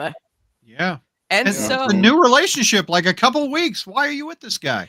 yes, and then Josh brought this up too about there's the Parker luck, and then there's this crap that he's dealing with right now. So it's like, I don't know what's going on with all that bad luck he's having right now. So I just don't get it. Christina, I got a question for you. I mean, from Shay's perspective, you saw the issue where, they're on a date. Peter had a bolt. He comes back. He says, just kiss me because I need a win. From a woman's perspective, what would you do in that scenario? well, we had actually talked about this when that issue came out. There's no way in hell I would take bullshit like that. So I wouldn't take it. Would you have a mace hand in your mace in your hand, being get away from me and bolt for the door? Because I talked to a few girls about this, and that's what they said. Well, I don't necessarily. Bolt for the door. I don't necessarily would have a mace in my hand or anything. I'd probably, if it got really bad, I'd slap him. But no, I wouldn't take his crap. It's like, that's it. Again, there's some things that you have to, for the sake of comics, disbelieve. A guy that can swing through New York City, that can climb walls, but humans don't act like this, right? JR, we've talked about this. Yeah. It doesn't ring true that humans act like this. It's just so much you can take you out of it. I don't get it. Josh, we heard your cons. Chi-Town, you want any cons we haven't mentioned that you want to say? No, that's pretty much it.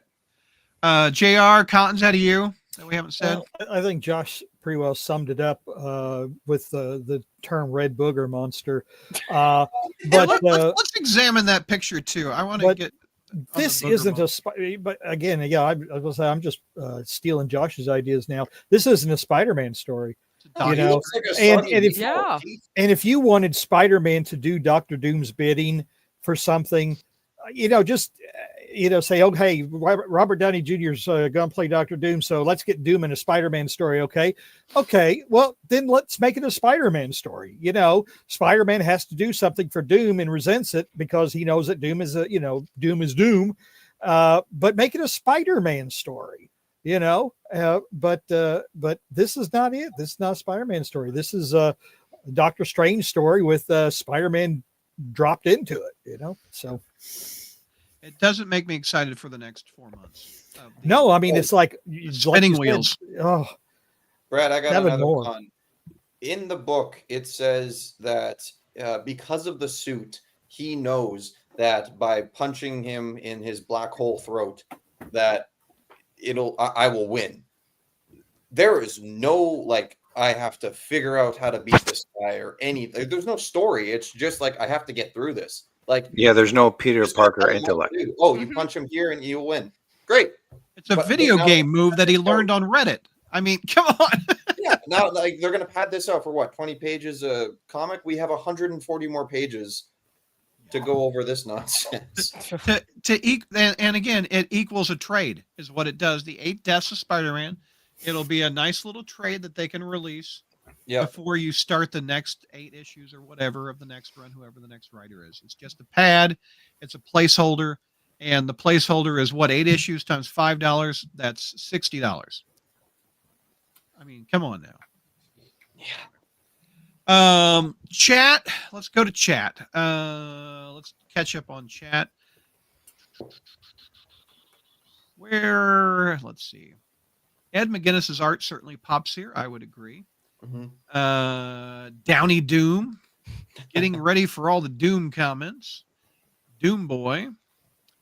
The story was a B. A little bit better than the Wells stuff, but I still don't like this one, says Gary. But the art sure is perfect. Adam says this doesn't feel much like a Spider-Man story. We said that. Adam gives this one a D. Mr. Comics gave it a C-. Mr. Comics really loved Zeb Wells' run, so it's taken it down for him a little bit, what I've noticed. C+ out of Jeff Cole. D's all around. Mary, welcome, Mary. JR's biggest fan. I didn't think it was that bad compared to Zeb Wells' run, which I dropped. I'd give it a C- or a C+. Well, Mary, you like JR, so your tastes vary. Just kidding, Mary. Upon the Horizon, C- or a D. I miss street level Tombstone stories already. This is, again, if you're reading this consistently, we have street level Tombstone stories. You go to this is out of the world mystic magic stuff. It's reminds me of when we had street level stuff, and then you go to the X-Men, and then you go to the dark web, and then you go to the what was it? Was it the Eternals during Wells's run where Norman is seeing the Judgment? Remember the Judgment? Oh, that Judgment nonsense. Day. Yeah. Judgment Day. It Where just Captain America isn't worthy or something like that. hey, it's not a run that just feels organic. It feels very all over the place. It's like they're shoving all this magic crap in the book from Wells to this, trying to imitate JMS or something. SoFlo thought that was Norman, not Agent Coulson. B gives SoFlo. LOL at JR making fun of Canadian schools reminds me when JR made fun of Missouri schools. JR makes fun of all schools. JR will insult them in different countries. I'm the product of an Indiana public school education, so don't have a whole lot to say there, Spider-Man comics shouldn't be done in watercolor paintbrush. It was horrible, says Mr. Comics. Matt Bird says F-. What the heck was the point of Spider Strange having a story out of nowhere? The only plus maybe that makes sense is August when Doctor Strange was created by Steve Ditko. Yeah, they do like to bunch Spider-Man and Doctor Strange because of the Ditko connection. I've seen that over the years. Gary never liked Joe Kelly's dialogue. Adam says, wonder which brand new writer they'll bring for the next run. Who's left? We got Mark Waid. You got Van Lente. Remember that, JR? Yep. You've used slot. Oh, In defense of Josh's argument, JMS put Spider-Man with a lot of Doctor Strange mystical stories, not just a Yeah, that's true. But JMS made it look good. This did not look good. JMS, it seemed like he really wanted to write Doctor Strange, not Spider-Man at that time. But Dice Town sounding like George. Ooh, is that a compliment or that's a compliment? As a compliment, okay. That's a compliment. Adam says, Mary, yes, it's true JMS did, but I suspect the JMS stuff would be better than this. Hey, Brad, your mic is going in and out, kind of. Let's see. How about now? Is any better? That's better. All right. I'm confused. I thought Chi-Town wasn't reading ASM anymore. I wasn't. I read the first issue, then I followed along with Hornacek and Dark Mark. And then after I quit, I really relied on those two. And I thought I'd come back for the last run of Wells. Yeah. But he wanted to be at the front and the back of the book. Yep, the front and the back, and never landed safely. It felt like a bad fart. And I just don't have any interest in seeing Kelly's run with the 8 deaths. And I'm looking forward to finding out who the next Amazing Spider-Man writer is and see if we're going to go with Brand New Day 3.0 now. Oh, my God. Tevia says, I give this a D- mostly because good artwork, but stupid Doctor Doom story with Spider-Man in it. I agree with Chi-Town. Isn't Peter supposed to be uplifting at all? Marvel Editorial is so sad. In reality, they want Spider-Man to be a victim of what being the best. How disgusting. Parker Luck, what's that? Matt Bird, I agree. It's disgusting to see Peter Parker treated like garbage. Mary says, you're right, Adam. I like Joe Kelly, so I'm willing to give him out. All of our cons were on point, says Jeff Cole. Makes me miss the Spencer run. I'm done with Magic Spider-Man. Gary says, but wasn't it odd in the early 90s when spectacular Spider-Man James B's run Goblin Frogman? Hey, Brad, you're going in and out again with the mic. I don't know what's wrong with it. Here. All right, let's see if that helps. Guggenheim, that's who we were thinking of. There's nobody left, says Tevye. Well, wasn't there Bob Gale? Didn't he do with Freak and the Back to the Future? Yeah. No. Let's not do that one. No, let's not do there. The thing was, the book was still focused on JMS. I mean, on Peter during JMS. Isn't freaking something right now? Yes. Yep.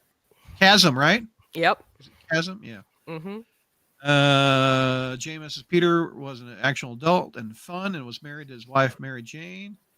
They'll give it to Justina Ireland. That's the one that's filling in with Joe Kelly. So, with all these cons, how are you feeling about Ultimate Spider-Man now, Brad? Well, I'm not really that. I'm not.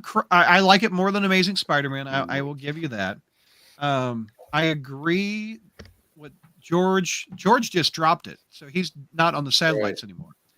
I think it's going really slow. That Mark Cicchetto art keeps me around, but what brought me to that book is the marriage and the kids and Spider-Man being bitten at age 30 or whatever. Yeah. And it's a lot of, hey, let's hang out with Harry now, more than let's hang out with the fam and Wallcrawl. And I could give two craps about the other books, the Ultimate Avengers or whatever they are. I have zero interest in that. And the more it gets away from that, the less attractive that book is. Mm-hmm. And it's tough. It's a tough. I think it comes back. I think it was like building up a story, and yes, it's like once a month that you have to read this book.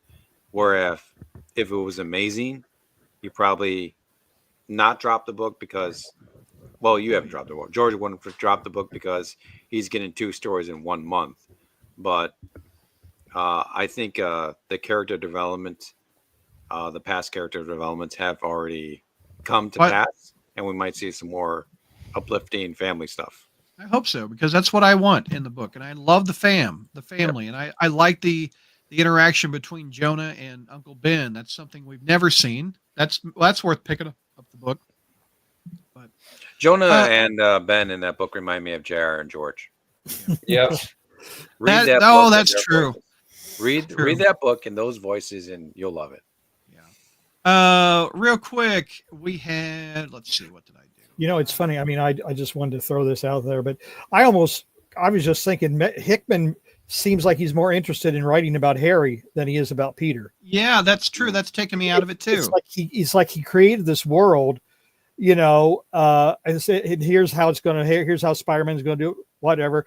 But then he starts writing Harry and he says, oh, I kind of like this character. I kind of like what's, you know, and he's Harry's the drive. I mean, Harry is the driver of the story, really. When you think about it. He does write Harry really well, though. He does write Harry well, and I think he's setting up like this is why he became the Green Goblin. This is why he turned to evil, because of all this stuff that was happening. Let's see. So, if you remember at the front of the show, I was talking about YouTube has a new thing with the super chats. We did not hit our goal. Unfortunately, we had 2 super chats. I started another goal. I lowered it to 5. We've got 2. Hit our goal. If we do it in the next 15 minutes, I'll hang around and do some more AMA. I started another goal. I lowered it to 5. 2 more super chats. I'll answer some questions. We're on Echo, Brad. We're on Echo. Man, Brad's in stereo. Yeah. I will mute this. Okay, it's gone. Okay, so a couple super chats and we'll stick around. In the meantime, screen within screen. Yep, I was showing StreamYard and YouTube at the same time. I don't usually do that. Final thoughts. Let's go around with Chi-Town. Final thoughts, my friend. Well, it's I started coming here. I started Wells's run with didn't leave me any joy, and it left me more joy now that it's over, because this run was just a waste of time. Just like I said. I believe I said that during the first review. It's just a waste of time. Spinning wheels, huh? It's a Nick Lowe, who wrote me, who called me out in the letter section. Refresh me. What did he say?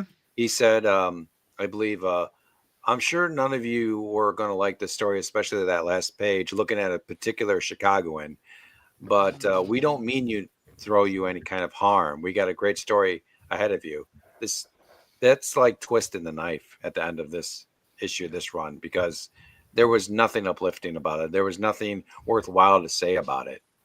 There were some good beats. Tomb Story, Hobgoblin was actually pretty good, but then Reg Rap and Dark Web, and then falling flat on the Paul MJ, which is what it turned out to be nothing. Peter didn't do anything within those 6 months. Paul is what did Peter do?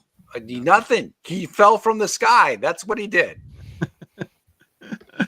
What did he do? Okay. And Mary Jane is completely out of character. Paul doesn't just need to be there. He just go away.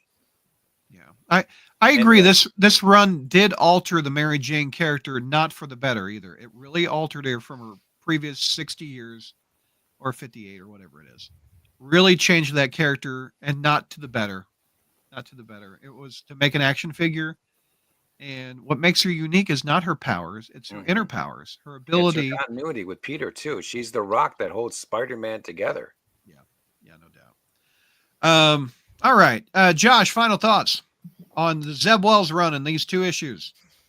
So, okay, specifically the end of Zeb Wells' run made me kind of think, because I had thought that maybe Marvel will finally let Peter Parker grow up, since A, everyone's loving USM, and B, because they're so wanting to kind of mimic the MCU, Tom Holland has to age at some point, that they'll finally kind of let some progression happen. But like now there's so much stuff happening with AI, and they just reset the DC universe completely, so it's not like these companies are against doing stuff like that. I kind of have a question for you guys. Do you think that at some point, like, we have the USM now. Do you think there's going to be a point where they're just going to do what they're doing in comics in the movies, of they're just going to continue to have stories recast, reboot, start all over an MCU all over again? Are they going to redo the one more time? What was the question?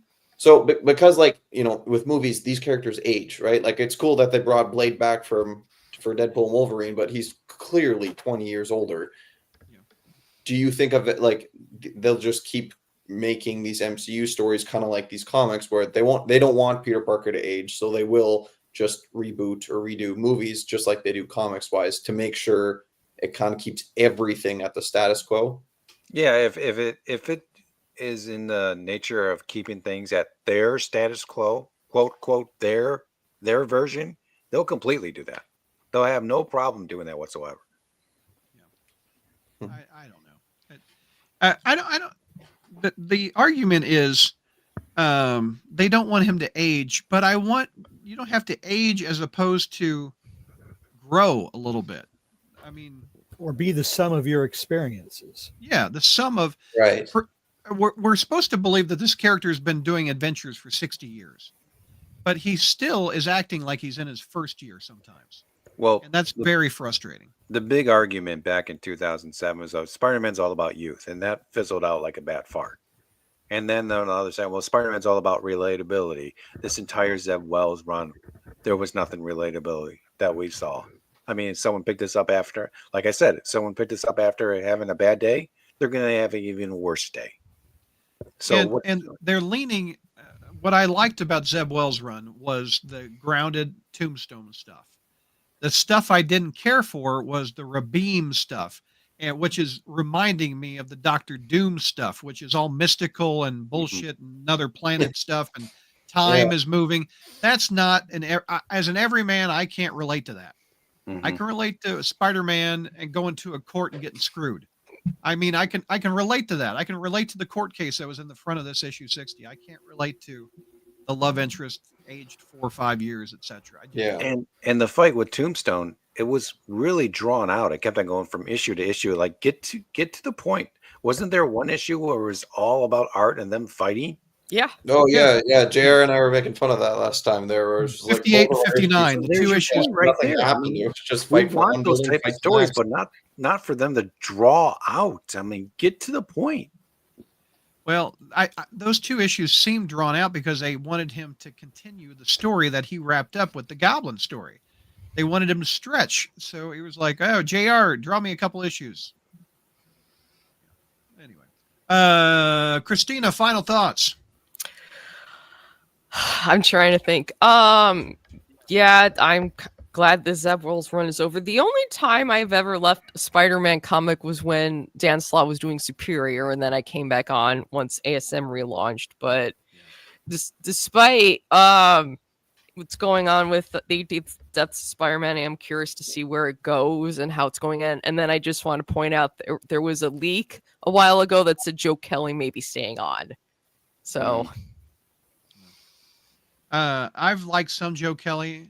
The most recent stuff that Joe Kelly's done this issue, and the non-stop Spider-Man / Savage Spider-Man that he did was not my thing.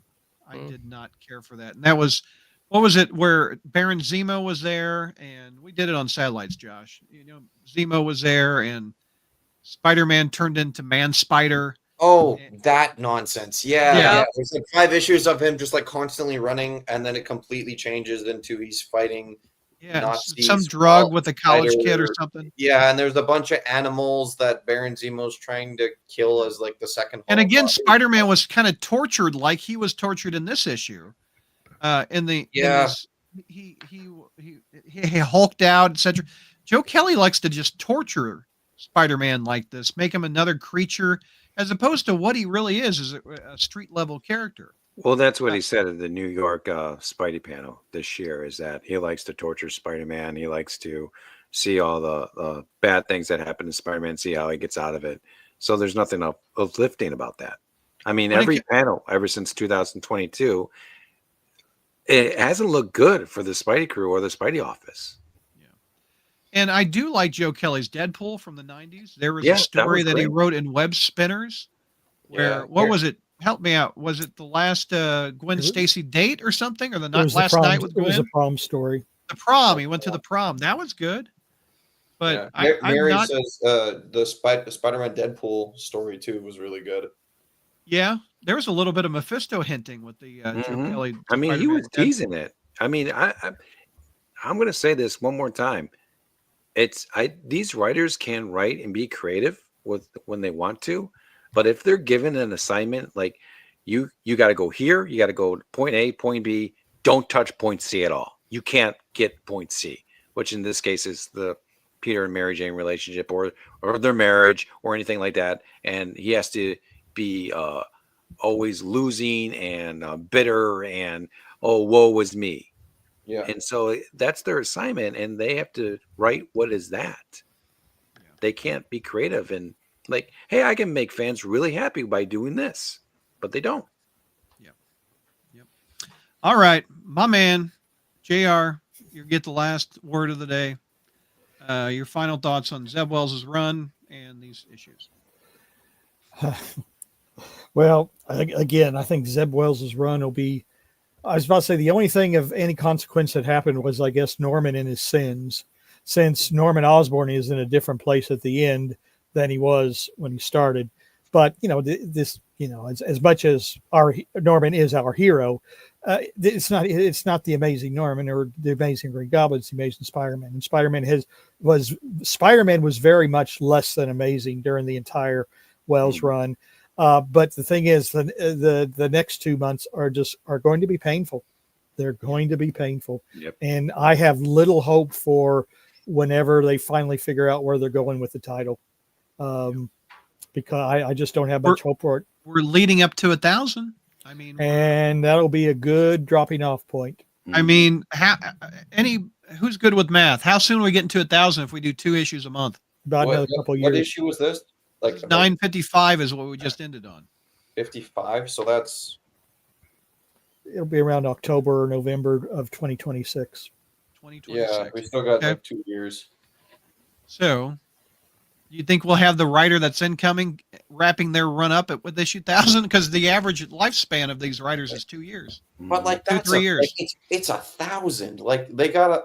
I would expect them to kind of bring back every writer that's still alive that's touched ASM should be writing it and have this big, great, huge fight or some homage to a bunch of the best moments over the last 1,000 issues, but. Realistically, it's going to be padded with a bunch of BS like every other $18 book that we get. Oh, God. Yeah. You think it's like an $18 book? Oh, yeah. For 1,000? Yeah, definitely. Oh we already are hitting like 10, 11 for US, which is like 15 here. Wow. Oh, yeah. That's definitely going to be something. There's no doubt that there'll be backups. And there's no doubt they'll bring Dan Slott back. I can see it now. I can see it now. But my God. Oh, there you go, Mary. Todd McFarlane returns. He can't take the pay cut. I mean, seriously. Yeah. JR, I'm curious because you're our Spider historian. What would you compare this run to of all the Amazing Spider-Man writers' runs? What does it remind you of? I don't think it's as bad as Denny O'Neil. It's definitely not up there with Roger Stern. Is it David? Is it it's lower than David Michelinie? I think. I would say it's lower than Michelinie because Michelinie had highs and lows, but he had some highs too. He had Todd McFarlane with him too, so that's a high for me. Well, speaking of McFarlane, I mean, he did write the first 3 or 4 story arcs of Adjectiveless Spider-Man. I'm just saying amazing writers. I'm saying amazing. Oh, amazing writers. I mean, Stan Lee, Jerry Conway. You got Marv Wolfman. It's definitely in the lower quartile. I can't, Is it right there with chapter 1? Huh. Oh, you know what? Hold on. There it is. Mackey's second run at it. Around there you go. That's I good. think it's very similar to the 1999 run of when Mackey was spread thin and he was at his wit's end. I think that's fair. I think that's right there with chapter 1. Yeah, that when chapter 1 was going on, I think that's fair because you had something going on with Mary Jane we didn't care for. They tried to blow her up in the plane and get rid of her. With this, they're trying to put her in a costume and make her go to Vegas with jackpots. Mm-hmm. I agree. It took Paul Jenkins and Mark Buckingham to come get him out of his slump. And that was in a satellite book. And then you had JMS come on and help it. But anyway, let's see. Did we hit our super chat goal? Is the goal over? We got a minute left, and it looks like no. Okay. You guys don't want to talk to me. All right, I hear you. They want something happy to talk about. I said they want something happy to talk about, and this book brought us no joy. I think we're bringing the joy out of this book. I think if we're blowing our own horn, our own Crawlspace horn, but this book brought nobody joy. I agree. All right, that is the end of Zeb Wells' run. We've got a few more shows coming up before the end of the year. Be sure to subscribe to the YouTube channel. You can see when those shows are coming up. I just put together. I'll give you a tease for the 28 people just watching. I've got a Spider Collector show that's got a hook with it. Bruce and another surprise big Spider Collector. We're going to look back at our Christmas toys from the catalogs of the Sears Roebuck catalog. And we're going to look at what the Spider-Man toys were happening, what were on sale in the 60s and the 70s and the 80s of the various Spider-Man toys. And that's going to be like a little Christmas episode that I think is going to be fun. We're also going to do our annual Christmas gift exchange. Yes. So that will be fun. You don't want to miss what I'm going to give Neil. I don't know what I'm going to give Neil, but it's usually my annual middle finger. I enjoy those. I really do. Yeah, Neil, have you ever been to where did I send him one year? Neil, do you bathe? Do you like soap? Anyway, thanks for the super chats, the two of you that you did it, and we will do it again real soon. Thanks everybody for watching. Until next time, peace out. Keep on flipping.